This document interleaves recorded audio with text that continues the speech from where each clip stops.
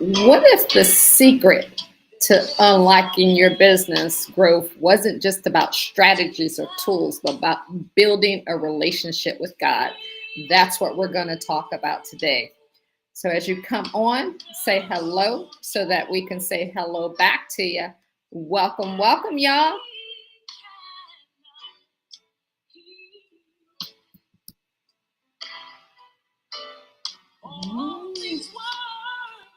Taking it back old school here.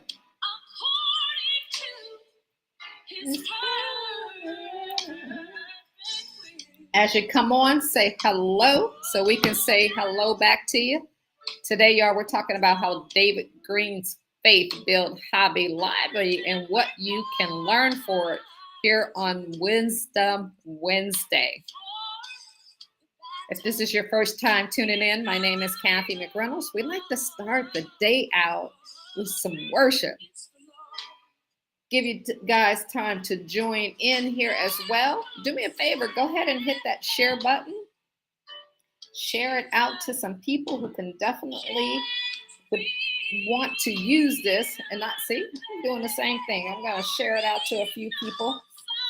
So as you come on, why don't you go ahead and do the same thing, y'all?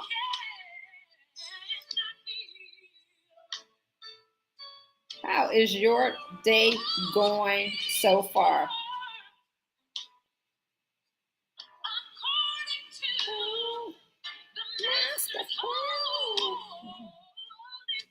Man,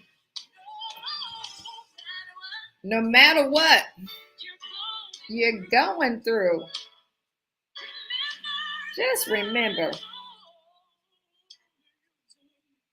God is only using you. And the battle of business is not yours. It's the Lord. You know what? That's a good place to go ahead and get everything started here, y'all. Welcome, welcome, welcome. Go ahead and turn that off. We're going to go ahead and get everything started. Welcome to a Wisdom Wednesday, where we're going to talk about David Green and Hobby Lobby and his faith and wisdom. This is wisdom for us kingdom entrepreneurs. Like I asked you in the beginning, what if the secret to unlocking your business growth wasn't just about strategies? What if it just wasn't about tools? What if it was about your relationship with God? What? Say what? Yes, that's what we're going to talk about today. I want to share a powerful example of how faith can transform not only your heart, but also your business. So if you're ready to have your heart transformed, I'm going to tell you about David Green, who's the founder of Hobby Lobby. And anybody ever shopped there? And his story, like y'all, it is so extraordinary. And it's about faith and it's about business success. So I hope you learn a lot from this. See, David started his company with a $600 loan. I mean, can you imagine that? As big as they are today, and sometimes we get caught up in what we currently have. He borrowed $600 to get his business started. And then guess what he did? That vision, he wanted to create something meaningful. And his journey, it was unique, but it wasn't just about his entrepreneurial skills he had. It was how he made God the center of his business. And that's the exciting part. That's what I want you to focus on. See, David made some bold decisions rooted in faith.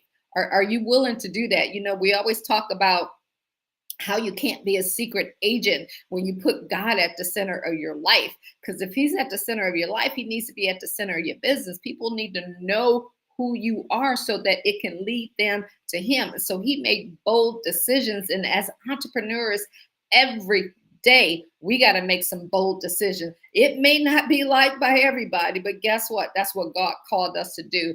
And so if we take David's example, he closed all Hobby Lobby stores on Sunday, even when that decision seemed like it would be financial suicide in the retail world. And guess what? So many of you know we have Ice Fit Studio Med Spa, and that was a bold decision that we made. And our estheticians and our massage therapists and people would always say, well, Why won't you open up on Sunday? We want, we want to be here on Sunday. People are available on Sunday. I'm like, that's your time, so whether it's Saturday or Sunday for you, have a day that, just like the Sabbath, that God said, take that time aside to serve him, to worship him. See, he put us here to work, right? So he knew that we needed a day of rest. We needed a day that you could set aside. And that's what David did when he started Hobby Lobby. He's like, we're closed on Sunday, not only for his faith, but also for his employees, and also to let people know that this is the day that God said, right? Whether, we say we're under the new covenant or old covenant, he still said it's for your body. It's for your body to do the things that it needs to do, and to be able to rest, so that you, and also so that you can just dedicate that time to serving him, to being with your family. See, what he did, he also prioritized paying his employees above average wages. And that's one of the key things, man, especially when you're starting out, right? You're looking at the bottom line of what you have in your bank account, right? Versus the blessings that God's going to bestow on you by just trusting in him. So he made that decision, because remember, he said it's better to serve than to give than to receive. And we're called to serve people. So he sat down and he said, okay, what can I pay my employees? What am I going to pay them? Number one, I'm going to pay them more than what anybody else is paying them out there. And that right there is another bold decision. And he had to trust. He had to trust in that by honoring biblical principles. And God blessed his business beyond measure, right? And that's like when you think about that, how wonderful is that you made decisions to make sure that your employees are taken care of, that your commission people are taken care of, whoever you have on your team, and you bless them. And because you bless them, God bless you. We sometimes just think of blessing as, you're giving someone money, or you're paying tithes and things like that. No, it goes beyond that. So you can take that and put it into business. And Hobby Lobby grew into a multi-billion-dollar company. But here's what really stands out, is not about the money. David's success wasn't just about that revenue. It wasn't just about that money. It was about creating a business that aligned with his values and glorified God. So I'm asking you to challenge yourself, to ask yourself, how are you doing the same thing? See, his relationship with God became the foundation for every decision that he made. And that's why I love doing business about biblical principles. When I first got started in business, I think I was like 31, 32 years old. And I remember I had a million, I always call him a millionaire mentor. But part of his training and part of what we had to do is we had to read the Bible through. And that's before, we had the phones and all of that stuff. We had to read the Bible through every year. So he put us on a plan where 6 pages a day for 365 days. And then on top of that, we had to read a proverb every single day for the 30 days, right? And it wasn't church that led me to reading the Bible through. It was business that said, and a mentor that said, hey, this is where I get, and this was in financial services. He said, this is where I get my wisdom and my knowledge from, and I want us all be on the same page. And just that changed my life completely, right? So it's not where, we always say is church is not the building, is where you put it at. So you can build your business and teach people. If you have a team that you're training, you can use biblical principles. And, as I always say, your business may not, like Hobby Lobby is definitely not a biblical platform, but it is based on a biblical platform. And that's what this is all about. And so, like I said, not everyone may be thinking about building a business as large as Hobby Lobby. You're like, okay, well, he did that, but why not? Why not let God bless you beyond blessing? I mean, think about Think think about Joseph, how he went from the pit to the palace to prison, to the palace, and to leading and doing something extraordinary. Why not just allow yourself to be open to have what God has for you? Because these principles that guided David's success, guess what? They can guide your success. The principles that guided Joseph, they can guide you. So let's look at what you can learn from David Green's story. And I just want you to write these three key takeaways down. Number one, the number one thing that he did was seek God first in every decision. You go to Matthew 6:33, it says, but seek ye first the kingdom of God and what? His righteousness. And all these things shall be added unto you. So you got to have a plan in place, right? You got to have a plan in place on how you are going to go about seeking God first in his kingdom and righteousness. And one of the ways that we can help you do that is if you pick up a copy of our planner called Believe and Grow Rich, it is separated so that you can sit down and literally write out and plan what you're going to do.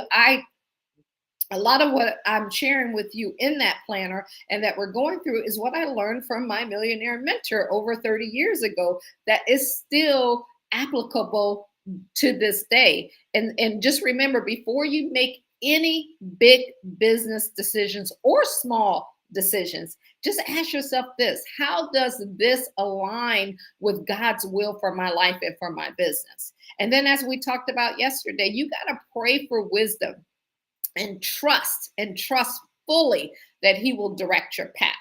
That's number one. Number two is honor God with your business practices. You know, Colossians 3:23 says, whatever you do, work at it with all your heart as working for the Lord, not for human masters. So work at your business, not as you're doing it for people online, not as you're doing it for the customers, not as you're doing it for your employees, but work at it as you're doing it for God, and see how that starts to transform yourself. And just keep in your head, say to yourself, well, God approve of this. Am I honoring him in this decision? So, that can come from how you treat your customers, to the prices of your services, when you build your team. Every aspect of your business should reflect the integrity and the excellence that God demands from us, right? That he wants from us. Remember, your business is a kingdom platform, just like David's. Whether it's about biblical principles, it is based on that. Number three is just trusting God's timing and his provisions. Proverbs 3:5-6, study that and it'll talk to you about that. You just got to trust in the Lord with all your heart, not just some of your heart, with all of your heart. With all of your heart, you got to trust. Like when you're in business, let me tell you, it is a fight of faith, right? It is a fight of faith. You will go through so many like ups and downs and turnarounds, and if you don't get yourself rooted in what God and trusting in him with all your heart and leaning not in your own understanding, it will take you out of business before you even get started. So just remember it. And it goes on to say in 6, in all your ways, acknowledge him and he shall direct your path. I mean, like, think about this. We get mentors like, yes, I'm on here and I would love to mentor and help you, but the ultimate mentor that you have is God. And then he gave us the Holy Spirit. We don't need humans to tell us what to do. He does tell us to seek wise counsel, but he has given you everything you need. And so part of like your reading habits, meditating on his word day and night, all of that's going to help you to be able to grow. And that's what Green did. He trusted that closing his stores on Sunday wouldn't ruin his business. Man, if you honor God and you do something against tradition, that will never ruin you. Yes, are you going to face oppositions? Yes, are you going to have people telling you you shouldn't do that? But remember, do it. Be bold. Do what God said to do. And in that same way, when you're trusting God, it means that he's called you to step out on faith, even if it doesn't make sense to the rest of the world. That's okay. So how can you apply this wisdom that we're talking about today to your business? Simple as this. Simple as this. Just start your day with prayer. Start your day with prayer, asking God for clarity and asking him for directions. That simple. Could be one sentence, right? Look at the next thing you can do is look at one business decision that you can be struggling with and write it down. Pray over it and asking the Holy Spirit to guide your steps. And that's some of the reasons why you'll love that Believe and Grow Rich planner. It gives you the opportunity to write all of that down. And then what you're doing is you're creating a journal of your life, of your business, of everything that you're doing. You can go to believeandgrowrich.org to pick up a copy of that, and I'll drop that in the comments. Let me know what you're getting out of this so far, and you can drop that in the comments, and whether you caught it during the live or replay. And y'all, just take one bold action step a week that aligns closely with your faith and the values that you have. And it could be something as simple as showing kindness to a client. It could be something as big as revamping your mission statement. Have you looked at that? Do you need to go back and take a look at that and say, is this aligned with the principles that God has given me? So if you're ready to build a business that honors God and leads to great success, I'm going to ask you to join us at Bible Business Academy. Let us help you get your mission out that God called you to do. Our commitment is, when we look at this, we're building faith-driven entrepreneurs who are learning to integrate biblical principles into every aspect of their business. And that's the exciting part. So, and if you want to go deeper, you can also pick up a copy of our book, Bible Business Secrets. And I mentioned it before, and our Believe and Grow Rich planner. It will help you out tremendously. When you look at these resources, they're designed to help you align your business with your faith. And most importantly, take action, because show me your faith without action is dead. So you got to take actionable steps towards your success. And that's what we want to help you to do. So in closing, y'all, remember, your business isn't just about making money. It's about fulfilling God's purpose for your life.